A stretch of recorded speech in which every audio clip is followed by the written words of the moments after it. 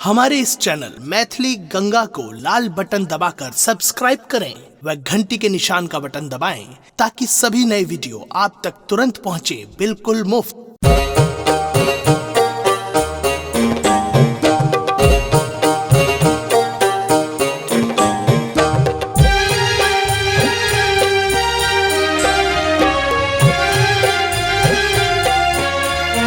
अपने सुन रहे छी गंगा कैसेट की प्रस्तुति।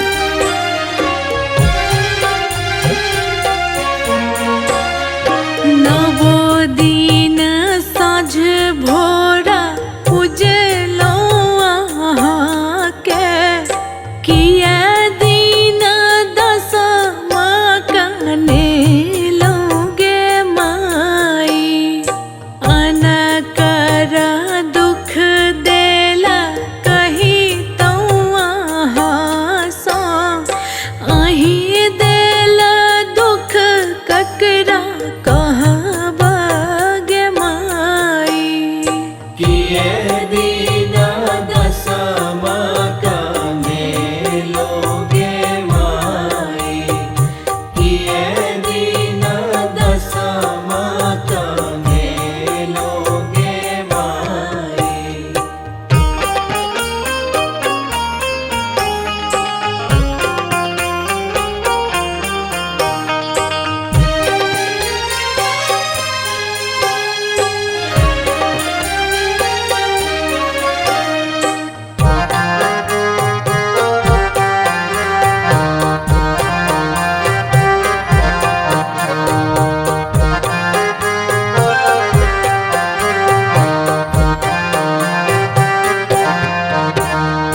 जप तप जोग भोग सबटा जो में लियाई दिन राति मांगे हम तोरे गोहार लियाई एहन निठुर कोनो माए किया छै पूताक आँखि झरैनो रागे माई किए दिन दसमा कनेलोगे माई किए दिन दसमा कनेलोगे माई।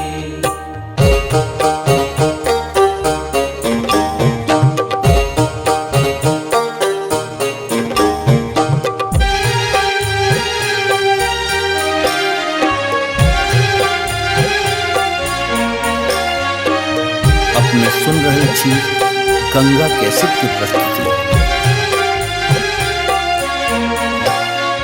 छोरियों ने एना मोह मोरियों ने जननी जुनी बनियो एहना कठोर गे माई पाती प्रदीपक नोरा लिखल रानी के बुझियो ने आन गे माई किए